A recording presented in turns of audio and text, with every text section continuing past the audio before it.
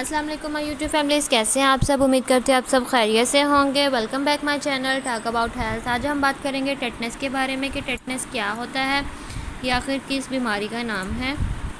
Tetanus के injection लगवाना क्यों ज़रूरी होता है। इसके अलावा बाज़ ख़वातीन कंफ्यूज होते हैं कि प्रेगनेंसी में टेटनस के इंजेक्शन क्यों रिकमेंड करते हैं। लास्ट में बात करेंगे कि जो प्रेगनेंसी में शेड्यूल टेटनस का कौन सा होता है, कब इंजेक्शन प्रेगनेंसी में लगवाने चाहिए, कौन सा सेफेस्ट मंथ होता है प्रेगनेंसी में टेटनस लगवाने का। सबसे पहले बात करते हैं टेटनस के बारे में कि टेटनस होता है क्या है। टेटनस जिसे हम इन शॉर्ट टीटी भी कहते हैं। टेटनस एक ऐसी बीमारी है जो क्लोस्ट्रीडियम टेटनाई के ज़रिए जिस्म में फैलती है। ये जो बैक्टीरिया होता है वो मट्टी, लोहे और डर्टी वुंड के ज़रिए बॉडी में फैलता है। लोहे से आपको कोई चोट आ गया या रोड एक्सीडेंट हो गया, ज़ाहिर बात है कि रोड पर मट्टी वगैरह होती है, इसलिए आपको टीटी का इंजेक्शन लगवाना ज़रूरी होता है। अगर आप ये इंजेक्शन नहीं लगवाएंगे टेटनस का तो ये जो बैक्टीरिया है वो आपकी बॉडी में फैल सकता है। जब आप इंजेक्शन नहीं लगवाएंगे तो इसकी सूरत में क्या होगा जी, जो क्लोस्ट्रीडियम टेटनाई नाम का बैक्टीरिया होता है वो आपकी बॉडी में फैल जाएगा, आपकी पूरी बॉडी के मसल्स, न्यूरोमस्कुलर सिस्टम को इफ़ेक्ट करेगा, जिसकी वजह से आपको सांस लेने में प्रॉब्लम होगी, आपको मूवमेंट में प्रॉब्लम होगी, आपको फीवर फील होगा। इसके अलावा आपको खाने पीने में भी प्रॉब्लम होगी अगर आप टीटी का इंजेक्शन नहीं लगवाएंगे। इसके अलावा इन स्वेयर केसेस में ये होता है कि बॉडी के मसल्स इतने हार्ड हो जाते हैं कि बॉडी एक आर्च की शक्ल इख्तियार कर लेता है, जिसकी वजह से इंसान की इवन डेथ भी हो जाती है। और इन सिर्फ एक ये टीटी का इंजेक्शन ना लगवाने की वजह से बहुत से लोग जो है ना वो हर साल मौत के मुंह में जाते हैं। तो इसीलिए आइंदा एहतियात करें, जब भी कोई रोड एक्सीडेंट हो या कोई चोट वगैरह छोटी मोटी लगे लोहे की चीज़ से तो लाजमी इंजेक्शन लगवाएं। टेटनस के इंजेक्शन प्रेगनेंसी में क्यों ज़रूरी होते हैं। ड्यूरिंग प्रेगनेंसी या सी सेक्शन आपका जो हेल्थ केयर प्रोवाइडर है वो अनस्टेरिलाइज्ड इंस्ट्रूमेंट यूज़ कर लेते हैं, अनस्टेरिलाइज्ड प्लेस होती है या अनस्टेरिलाइज्ड हैंडलिंग होती है, जिसकी वजह से भी आपको और बेबी को टेटनस होने का ख़तरा होता है। और ये इस सूरत में होता है कि यानी कि अगर डिलीवरी या सी सेक्शन के बाद आप अपने वूंड की अच्छे से हिफाजत नहीं आपसे हो सकती, उस इन्फेक्शन की वजह से भी हो सकता है।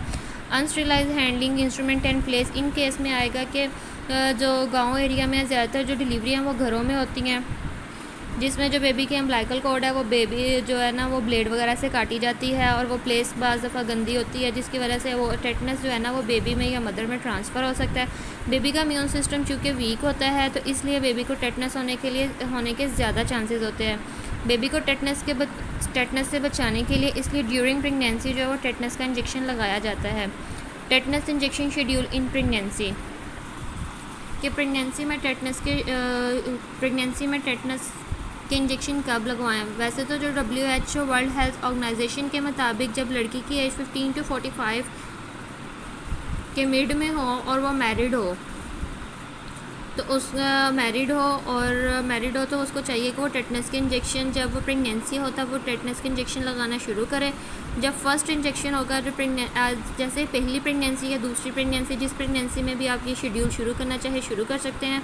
जैसे ही आप प्रेगनेंसी होती है बेशक आप पहले महीने, दूसरे, तीसरे जब भी अपने हेल्थ केयर प्रोवाइडर के पास जाते हैं फ़र्स्ट इंजेक्शन आपने तब लगवाना है।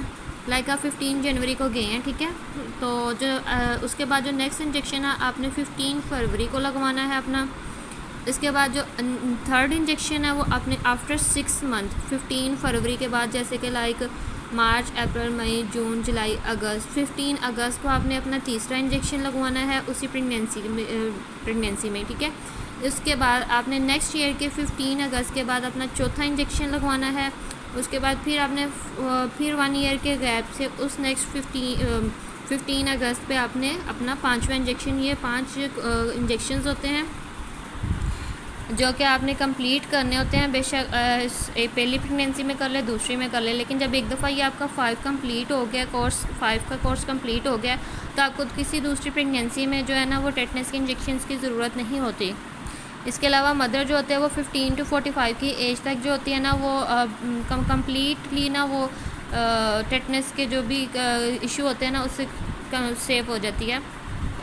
ये तो वो शेड्यूल है जो WHO ने रिकमेंड किया हुआ है, लेकिन इसके अलावा जो मोस्टली जो लेडीज़ हैं वो जो शेड्यूल फॉलो करती हैं वो 1 मंथ के गैप वाला फॉलो करती हैं, जिसमें जी या तो 5th और 4th और या 5th में लगवाती हैं 1 मंथ के गैप से, या 5th और 6 में, या 6 और 7 में, या 7 एंड 8 में। ये आपकी मर्ज़ी, आपने 1 मंथ के गैप से लगवाना है फर्स्टली, और सेकेंडली आपने डिलीवरी से कम 1 मंथ पहले लगवाना है, ताकि इतनी एंटीबॉडीज़ आपकी बॉडी में बन सके टेटनस के ख़िलाफ़। ये 1 मंथ वाला शेड्यूल सिर्फ इसलिए फॉलो किया जाता है क्योंकि जो बाज़ ख़वातीन होती हैं, स्पेशली जो गांव एरिया की साइड की होती हैं, वो ये 5 वाला कोर्स कंप्लीट नहीं कर पाती, जिसकी वजह से डॉक्टर पेशेंट की सहूलत के लिए उन्हें ये वाला 1 मंथ वाला शेड्यूल जो है वो रिकमेंड करती हैं। ये सिर्फ पेशेंट की भलाई के लिए होता है। इसके अलावा अगर आपका टेटनस से रिलेटेड कोई क्वेश्चन हो तो कमेंट सेक्शन में लाजमी पूछिएगा। Thank you for watching. अगर मेरी वीडियो अच्छी लगी हो तो इसको लाइक करिएगा और मेरे चैनल को सब्सक्राइब करिएगा। अपनी दुआ में याद रखिएगा। अल्लाह हाफिज़।